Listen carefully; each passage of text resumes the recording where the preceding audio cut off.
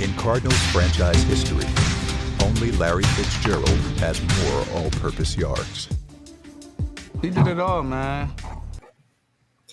And welcome, ladies and gentlemen, to another edition of Running Back University, a Stump Talk podcast.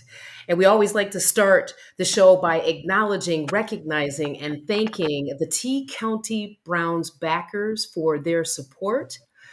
We also want you to keep in mind this Sunday, this upcoming Sunday at Shenanigans in Dover, Ohio. We've got the Browns versus Detroit Lions watch party.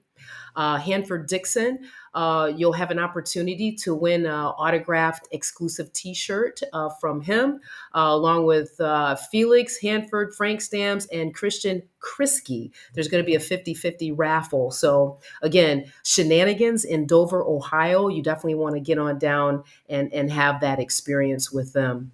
We talk a lot about football and we talk about athletes. We talk about how much money they make. But sometimes I think we lose sight of the fact that these are real human beings.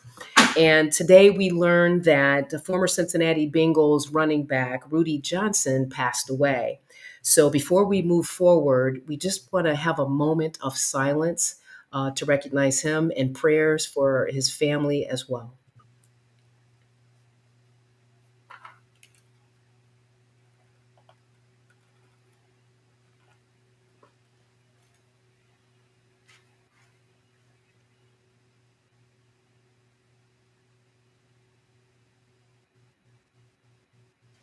Okay. That said, may he rest in peace. We're going to move forward. This week's very special guest is Marcus Dupree, former NFL running back with the LA Rams and also USFL New Orleans Breakers. Coach Stump, I want to hand this off to you to bring him on and let's start this conversation. Marcus, we would definitely love to have you. We love having you on the show tonight. Uh, we want to talk a little bit about the Browns situation with their running backs and also anything else you would want to speak on.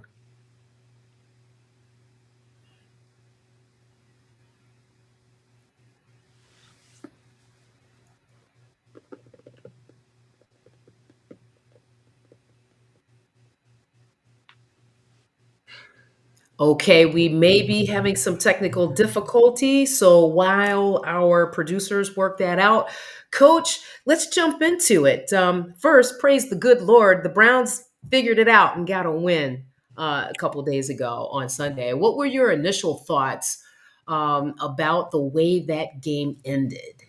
Well, they've been playing defense in all three games, even though the second game ended up being a blowout to the Ravens. It was a game in which they could have won early on. The defense was on the field entirely too much of that Ravens game, so in the end they were worn down, but they came back and they were ready to play against the Packers. Yes. Can we figure out a way to get him plugged in with us, or are we going to stick with the Browns game? Okay, very good. Yeah, coach, and to that end, it's so fascinating to me that it came down to the defense for consecutive weeks and the special teams. I want to go back to something you touched on last week. You talked about Joe Flacco being a stretch passer. What do you see as the encumbrances, if you will, of him getting the ball into his receiver's hands? Well, I don't think they're really calling the game the way Kevin called it when he had Joe 2 years ago. The ball was thrown down the field. Amari Cooper had the most yards he had ever had in a single season. David had a lot of yards as well, uh, and it's just not that type of offense right now. I think it's Jerry Judy had a heck of a year, the most yards he ever had last year with the Browns. They stretched the field, and they're not doing that in the passing game right now. Yeah, it's so curious that you say that because of the 21 targets that I saw, half of them went to the tight ends. David Njoku averaged 8 yards. He had 5 catches, 40 yards. He averaged 8 yards a catch, followed by Cedric Tillman, 3 for 26. Then Harold Fannin Jr. at 3 catches for 25. What is, without knowing what's in Coach Stefanski's mind, why do you think he is calling the plays so differently this season for Flacco? I have no idea. I don't know if Kevin is actually putting the game plan together, or he's allowing someone else to do it. I don't know if it's a situation where they're co-working on the game plan. I know Chad O'Shea. This is totally different from what he was accustomed to during AVP's time. Mhm. The passing game, they stretched the field, was able to get much more from the passing game than they're getting right now. It's totally different from Joe's first time around. And I don't know if that's because they have a new offensive coordinator, and he wasn't with those guys. He was with a quarterback that was mainly at Alabama, that was did throw the ball, but he was mainly a running guy. Yeah, speaking of the run, I mean, the fodder up here, Quinshawn Judkins is the reason for the season. 18 carries for 94 yards. He averaged 5.2 yards a carry. I didn't see Jerome Ford, and maybe I missed it, but in terms of coaching, what is it that gives coaches confidence in their running backs? And what's the difference between a Judkins, and I know it's early, Coach Stump, but what do you feel the difference is between the Judkins and a Ford and a Sampson? The difference is who they believe in, who they show love to. I mean, it doesn't matter how hard you work. For whatever reason, they find they they reasoning for going with a particular guy, and it may not be the guy that works his butt off all the time. It may not be the guy that has done just as much. Jerome averaged 5.44 yards last year in the NFL. Okay, Junkins averaged 5.5 yards last year at Ohio State. When Jerome came out of 1,060 yards this past year, 19 touchdowns, 5.5 average, and 14 touchdowns this year. But Jerome had better stats his senior year at Cincinnati than Junkins had this year at Ohio State. And they both averaged about 5.5 yards a carry this past year. Yeah, Russ, can we even send him a message so he can jump in on this? If he's had this experience, it would be great to get his perspective on what Coach Stump just said.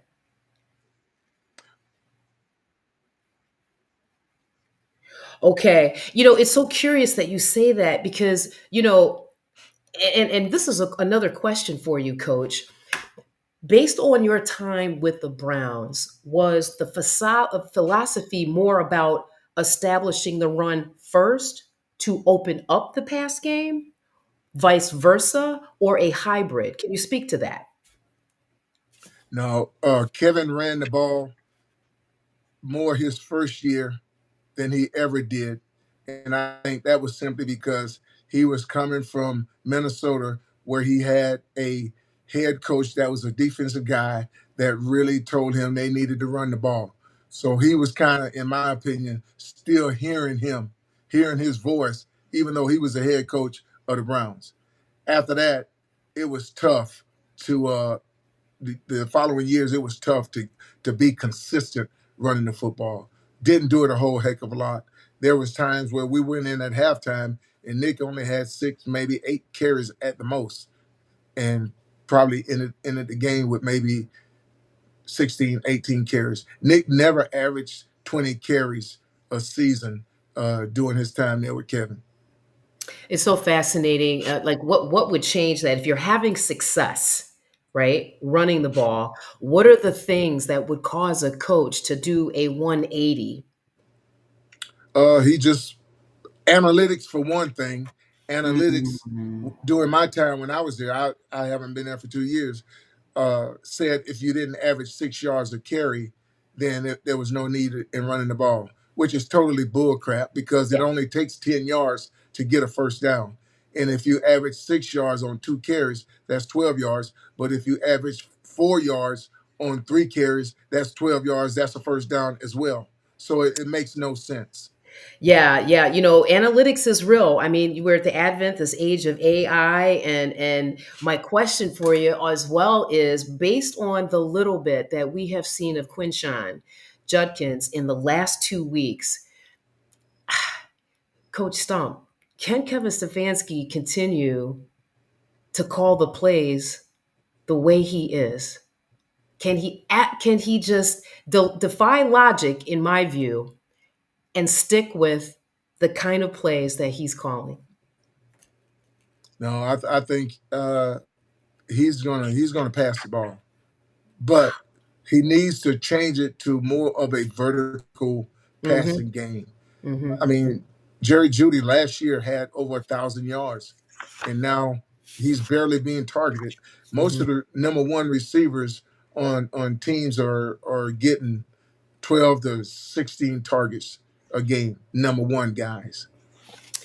Yeah, Jerry Judy had just that one catch for 17 yards. And I want to go back to the passer. I'm looking at Flacco's game logs for the first 3 games. And even if you look at his average yards, per throw, he was somewhere around 6.4 week 1. Now he's down to 2.9 based on Sunday's game. What are your observations about that and the potential that the Browns may change the quarterback? Well, it's not the quarterback. First of all, if he's only averaging those few yards an attempt, Hmm. they knew they were wrong because they didn't draft any offensive linemen. And they knew the health or lack thereof of their offensive linemen. And now they don't feel as though they're getting enough time for him to push the ball downfield. So that's a problem with pass protection. But you know you needed offensive linemen, but yet you draft 2 running backs when you already had running backs, or you could get a running back later in the draft as opposed to getting an offensive tackle. Yeah, we've Browns Nation got the news today that DeJuan Jones looks like he's lost for the season. You talk about offensive line play. Who do you see can potentially fill the void that DeJuan Jones is going to leave, and then we still have some other issues with I call them the power three, our center and our guards. What is the outlook from your perspective on the offensive line, coach? Well, I don't know who they have as backups. This will be Dewan's second year going out and missing a major number of games for the Browns.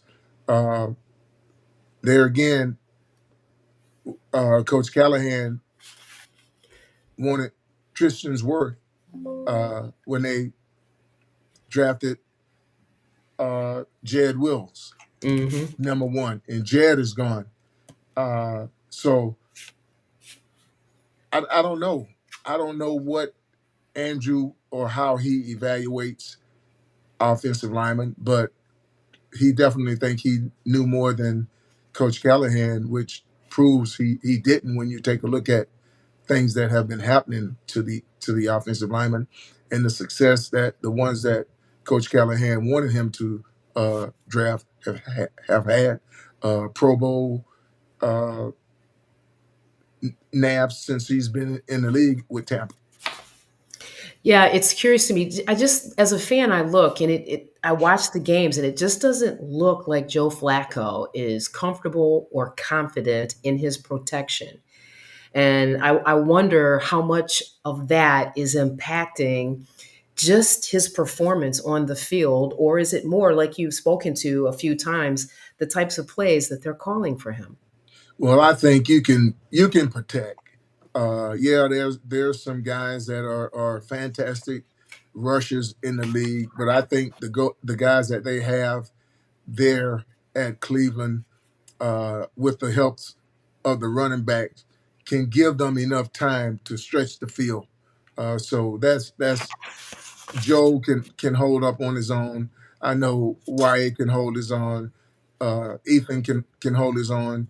Uh, I just think those guys, the system is totally different. I don't know if Mhm. that's Kevin's system anymore. And if it's not, then he should allow someone else to call the plays as opposed to waiting to something uh, negative happen. I really appreciate that because I get concerned about the psychopathy, what I call it, of each player. And when we start doing the Texas two step, if you will, shuffling quarterbacks in and out of the game, I think about the consistency and the way the players feel with all of the change during the season. If you were the head coach of the Cleveland Browns, how would you ride with Joe Flacco, coach? I would go back to doing what Kevin did when we had Joe Flacco in 2023. I Mhm. mean, we stretched the field. He was hitting David. He was hitting Amari. The ball went down the field. Jerome Ford caught his first touchdown pass that Joe threw as a Brown. Uh, big plays, downfield plays. This rinky dink type stuff. That's not the best for them. They can get a protection where it would allow them to push the ball downfield. You're not playing against the best pass rushers all every game. Yeah, there are guys that are capable, but you can protect and get guys open. Okay. All right. Very good. And then I want to switch transition up here a little bit on the defensive side. Clearly, the Browns' defense is the reason that the Browns won the game. Yes, Joe Flacco got them in a position, for the special teams to come in and kick the game-winning field goal. Um, what are your thoughts on the rookies on the defensive side of the ball? How would you assess their play thus far? You know what? I'll get to that after I speak on George Mallory's comment. He said that they have wide receivers dropping passes too, which is not helping. That's been the case with Deshaun Watson too. I mean, a lot of passes were dropped last year with Deshaun at quarterback, and it appears that the same thing is happening. Guys dropping balls, so that doesn't help the quarterback at all. It's interesting. So, from a coaching perspective, how do you address that? Well, I'm sure the wide receiver coach, Chad O'Shea, he's been there the entire time that Kevin has been there, and Andrew's been there. I know Chad works. Ain't no question about that, and he works his receivers. It's just a matter of focusing in on the ball. Uh, don't hear the defensive guys next to you, and do your job. Make the catches. Okay, okay. Thank you, George Mallory, for those questions. I apologize, I missed that. But I want to take you back to your assessment of the Browns rookies on the D side of the ball. Well, I think those guys are playing pretty good. I mean, they have the uh, utmost respect for Coach Schwartz, and they're working extremely hard. I mean, all those defensive guys, defensive coaches, they're putting time in, and they're trying to get the best out of them. Even though the offense isn't going, their mentality right now is that they can win in spite of not being uh, a high scoring offense. They can get turnovers. They can uh, get sack fumbles, do whatever it takes to win. They know if the score is 0-0, they don't lose, and it's going to start out 0-0. All right, all right. We're going to transition over to Coach Stump Spotlight running back of the week, Decker Haskins Smith.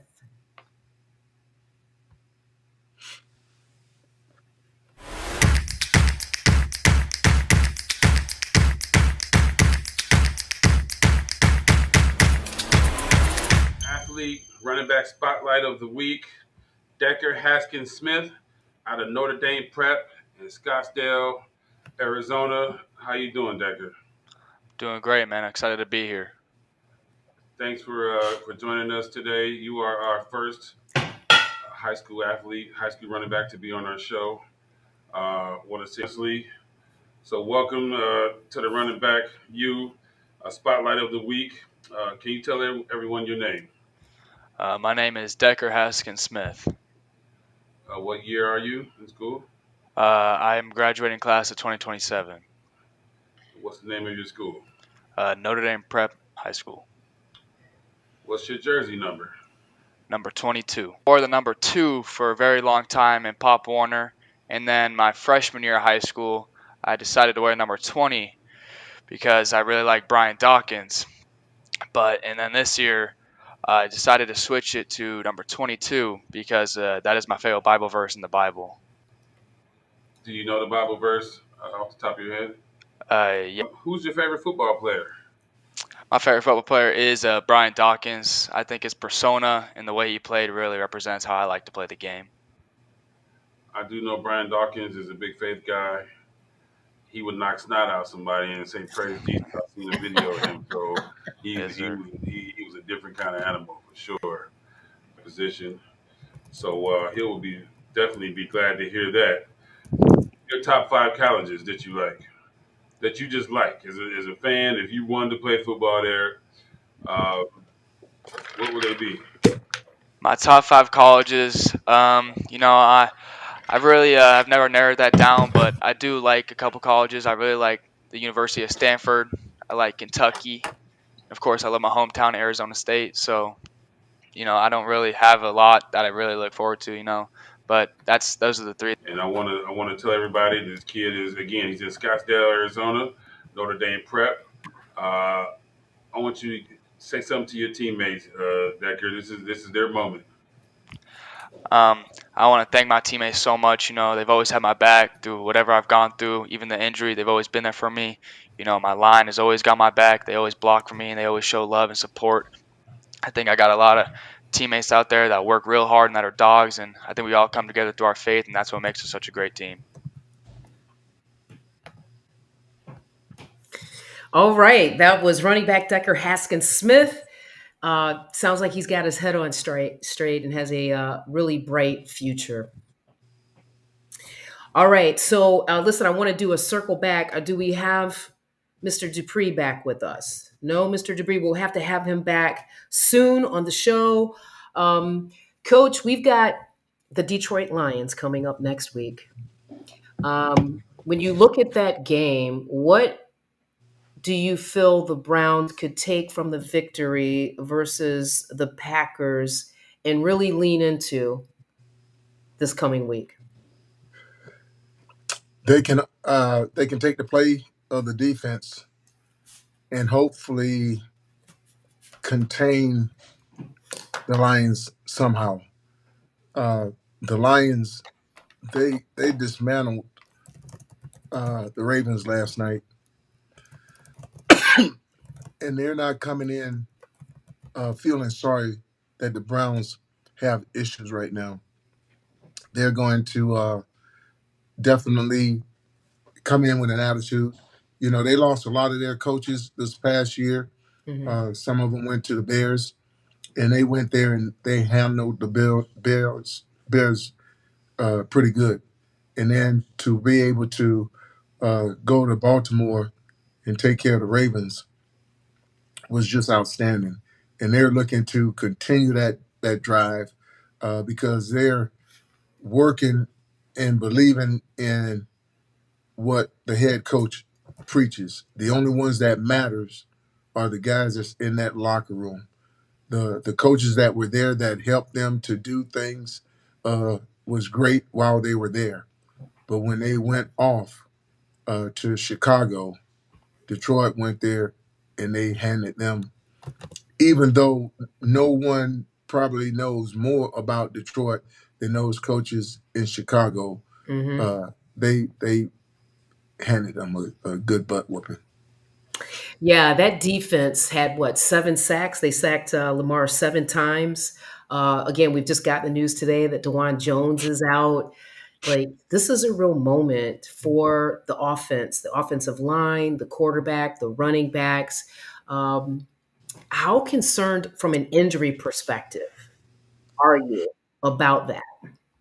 Well, it's always difficult when you have to have a backup tackle in the game because there's not a whole lot of extra tackles to go around in the NFL. Uh, if you got 3 or 4 on your squad that can actually go in and be very competitive, you have one heck of a squad.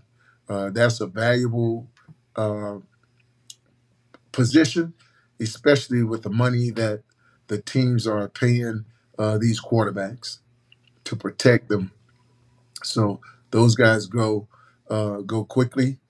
That's another reason why I couldn't believe the Browns took 2 running backs as opposed to going out there and getting another offensive lineman, knowing people like Jack Conklin, who I love, works his butt off, can play, but Hmm. he's been injured a couple times, missed a couple seasons.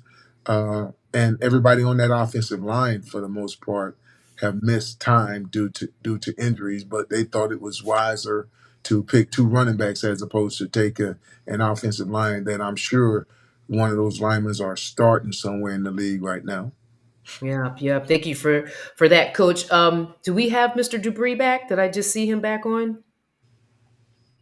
Okay, all right. Yeah, and then on the other side, like I think Montgomery had about 150 rush yards. I'm not really worried about the defense, right?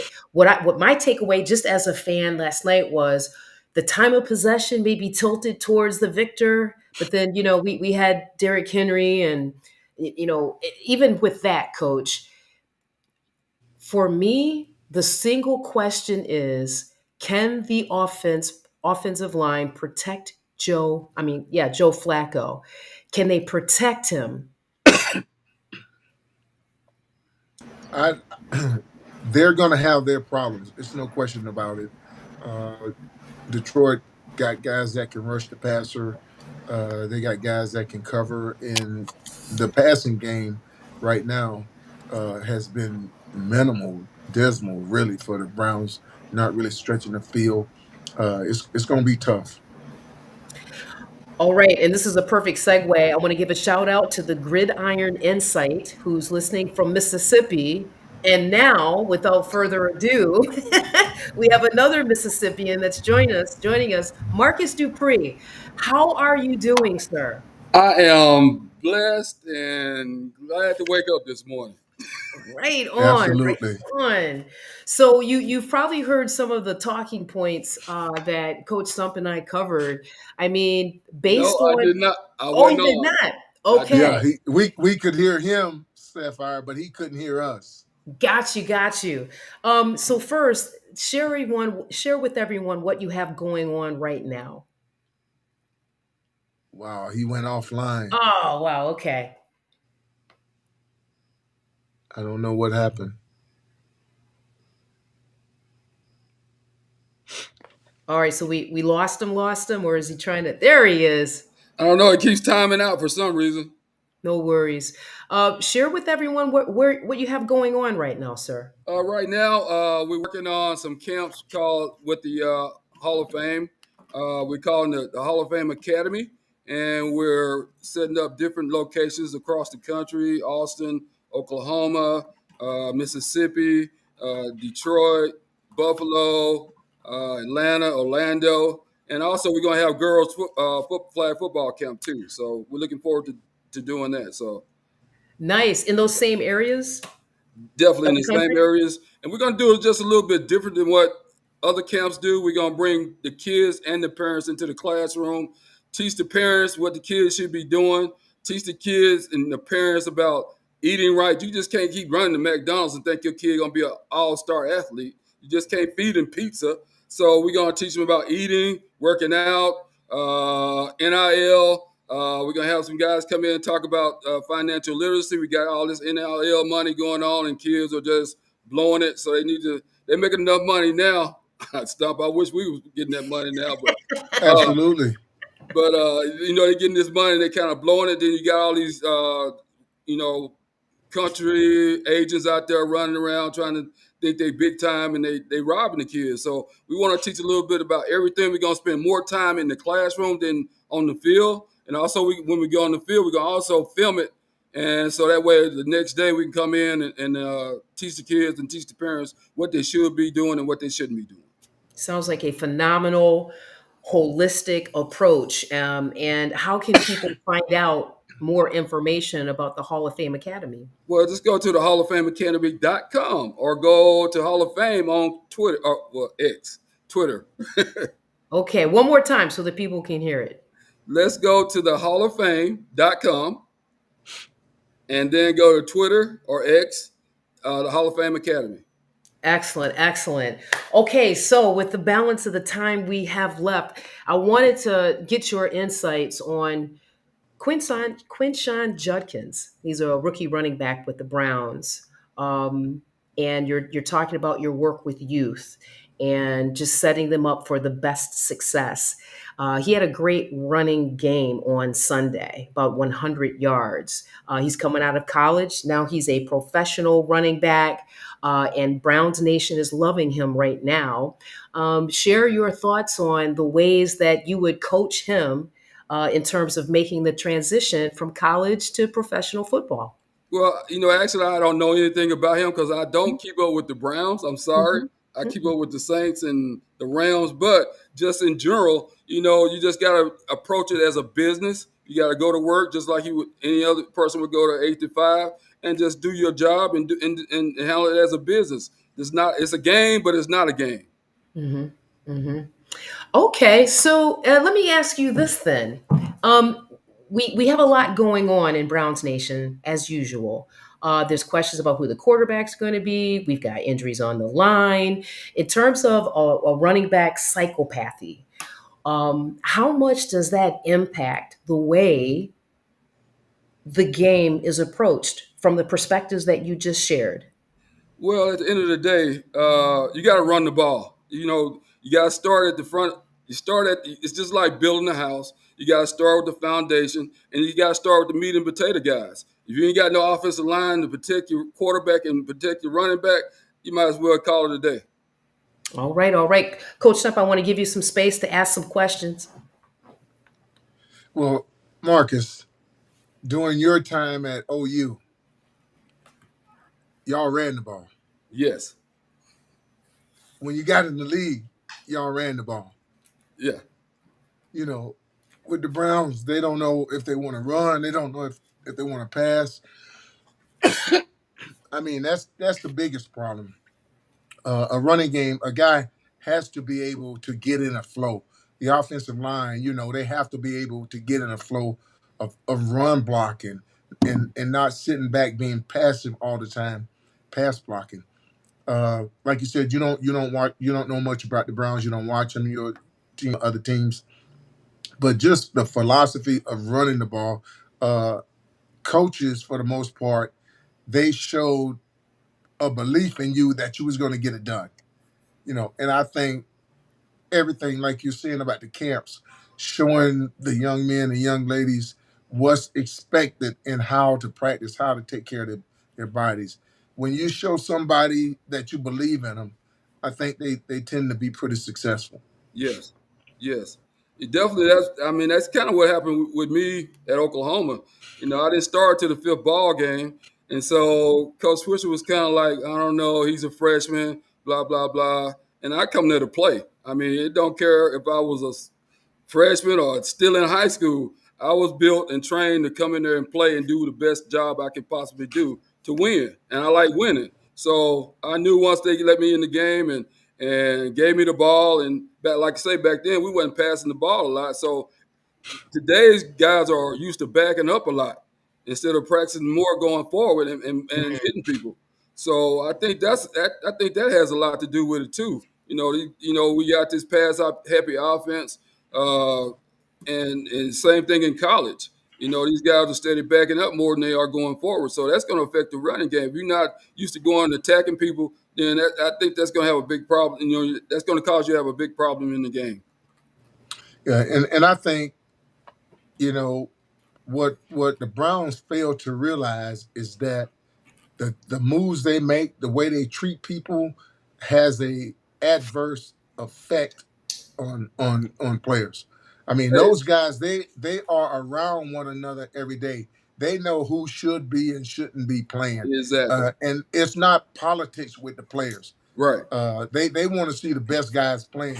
Not saying anything is wrong with the young man at all, but I know Jerome Ford, and I know he averaged 5.4 yards last year or 5.2 yards last year in the NFL.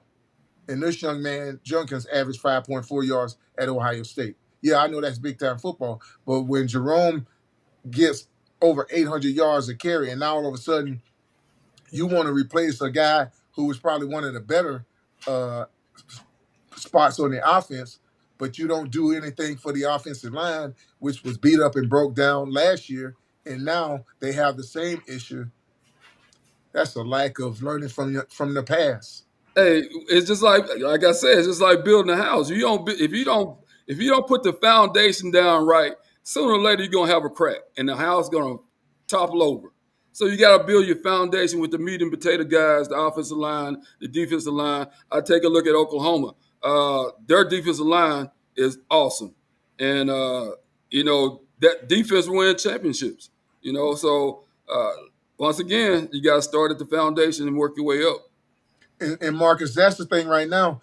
The Browns have the number one defense in the NFL, but they can't get any help or haven't thus far gotten any help from the offense. Wow. Well, it starts at the head. Absolutely. Starts at the head. All right. Well, thank you so much, Marcus Dupree. We're also going to just remind people your organization, Hall of Fame Academy. You can go to halloffameacademy.com. Also, you can check out Hall of Fame Academy on X. We really appreciate you. Appreciate your time. You're doing God's work. Okay. And we're just trying to do what we can do, be the best that we can do. And hey, that's all I know. Great seeing you again, Marcus. Same here. Look forward to the camps, bro. Thanks for joining us. No doubt. All right. Well, Coach Stump, I want to thank you again. We'll see what the Brownies do this weekend in Detroit, as we like to say here on the North Coast. It's great seeing you. Thank you all for listening. Again, T County Browns backers, send out positive juju. We need this victory. Thank you all so much. We'll see you next week. Thanks for joining us.